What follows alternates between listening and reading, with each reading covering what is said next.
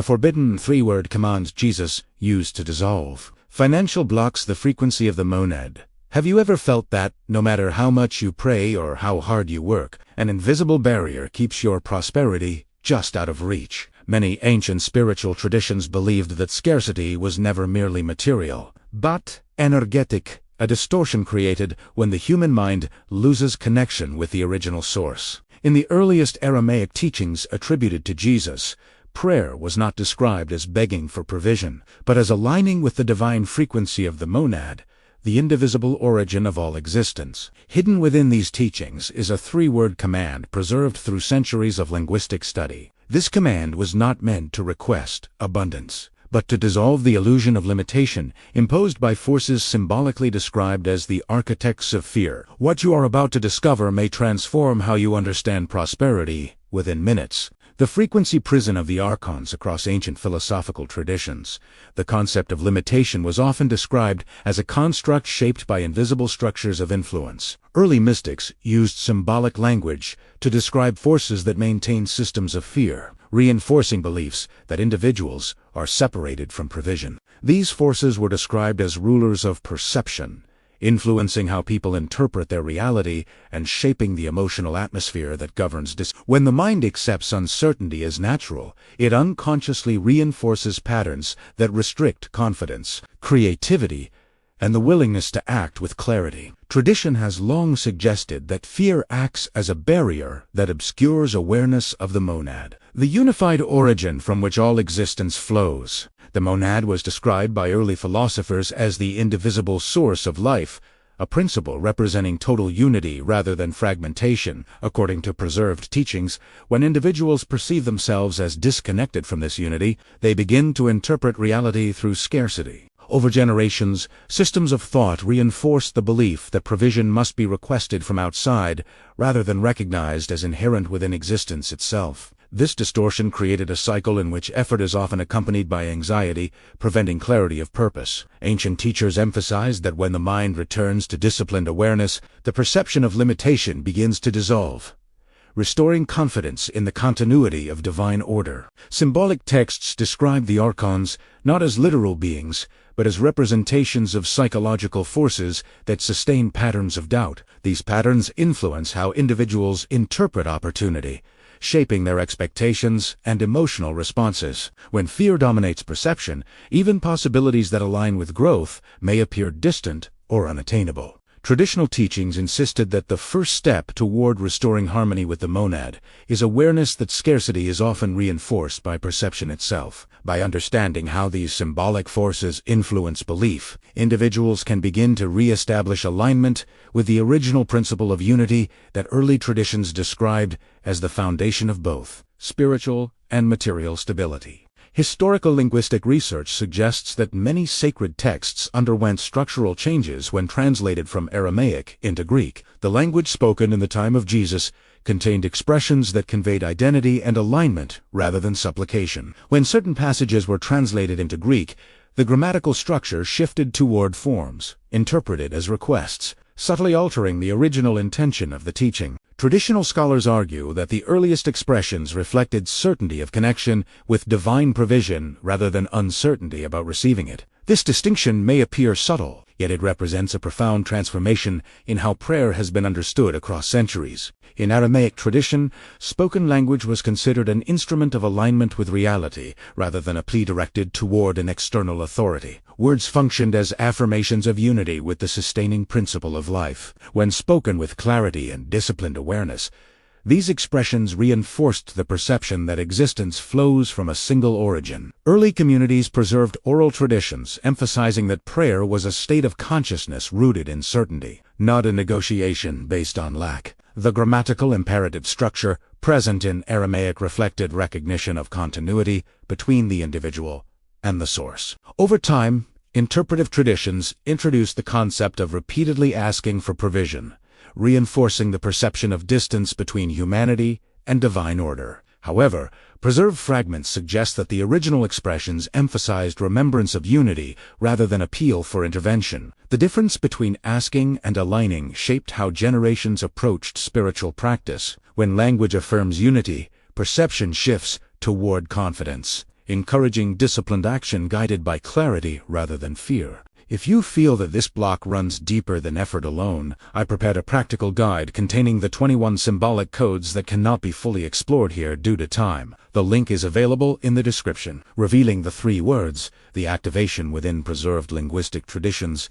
connected to early Aramaic spirituality. Certain expressions were structured to affirm unity with the sustaining essence of life. Among these expressions, one construction has been interpreted as a declaration of inseparability between existence and provision. The phrase ALAHA IDIT HAYE is traditionally understood as an affirmation that life itself flows continuously from the divine origin. Rather than expressing desire for something external, this structure reinforces recognition that the individual already participates in the creative order of reality. Early contemplative communities emphasized that meaning emerges not only from vocabulary, but from the internal posture with which words are spoken. Pronunciation was considered significant because sound was believed to influence awareness and intention. The syllable ALAHA represents the unified source, understood as the indivisible origin beyond fragmentation. IDIT expresses belonging or identity, reinforcing continuity rather than separation. Hay refers to life,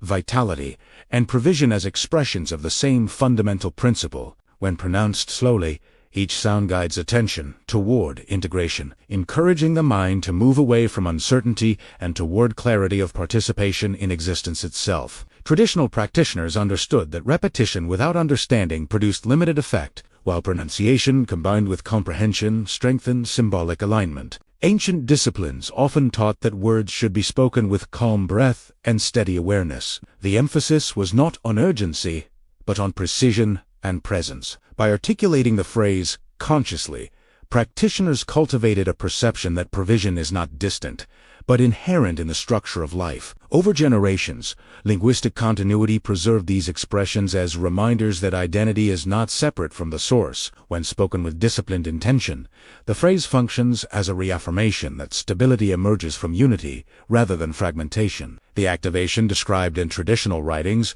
refers to the moment when understanding replaces uncertainty, restoring confidence in continuity between existence and provision. How to apply before sleep.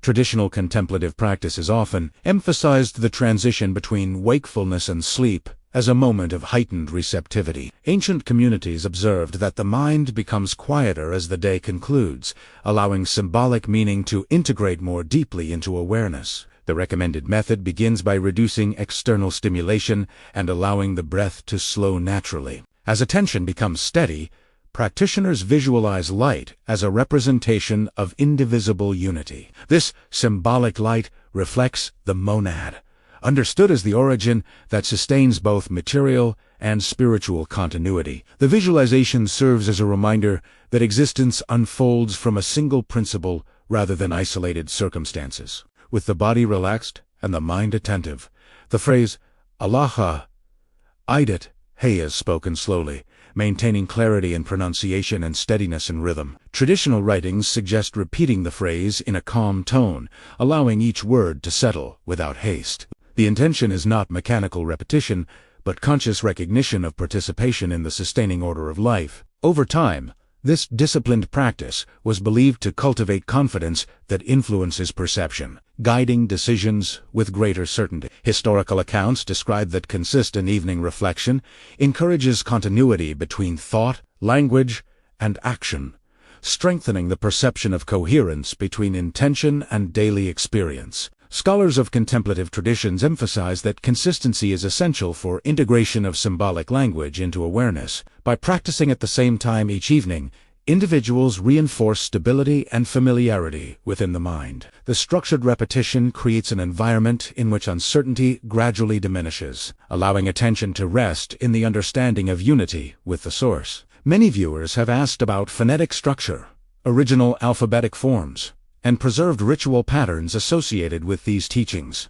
In the Divine Light Academy ebook, I included a complete glossary with pronunciation, guidance, and detailed explanations of the traditional Essen-inspired structures connected to these practices. What happens in the first 24 hours?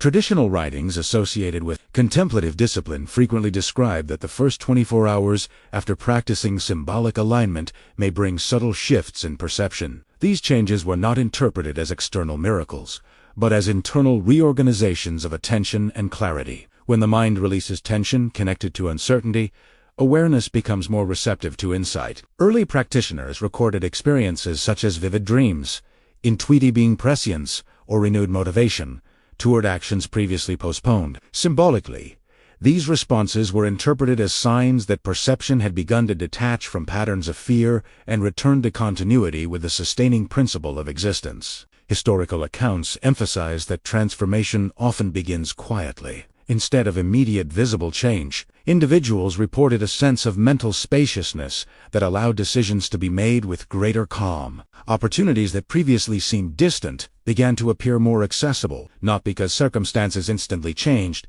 but because perception no longer interpreted reality through limitation alone. Traditional philosophy maintained that disciplined awareness influences behavior, and behavior influences outcomes over time. When thought becomes ordered, action tends to follow a more consistent direction, increasing the probability of recognizing possibilities aligned with growth. Some traditions describe symbolic dreams as reflections of the mind integrating new patterns of meaning. Others reported moments of unexpected clarity during routine activities, suggesting that alignment with unity encourages attention to perceive connections previously overlooked. Early teachers insisted that persistence was essential, as continuity of practice strengthens the integration of symbolic language into awareness. Rather than focusing on immediate results, emphasis was placed on cultivating stability of perception. According to preserved teachings, when fear loses influence over interpretation, individuals become more attentive to practical steps that gradually transform circumstances through disciplined consistency.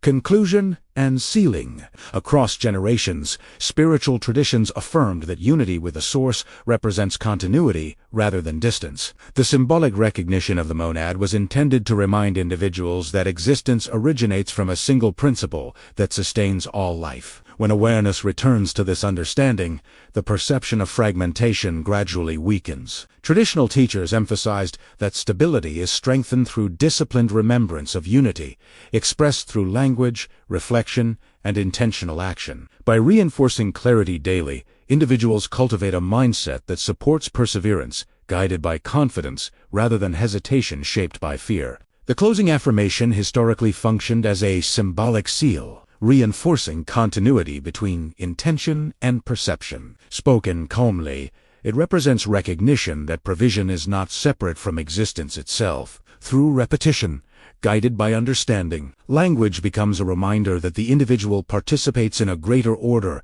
that transcends temporary uncertainty. Over time, disciplined affirmation encourages attention to remain anchored in coherence, allowing decisions to emerge from clarity rather than instability. Traditional teachings consistently emphasized that stability grows through constancy, reinforcing the importance of maintaining regular contemplative practice. For those who desire to walk closer to the monad and support this channel, my ebook is available. It serves as a portable library dedicated to preserving the symbolic traditions connected to spiritual liberation. If you accept the inheritance of unity today, write in the comments, "I am the source."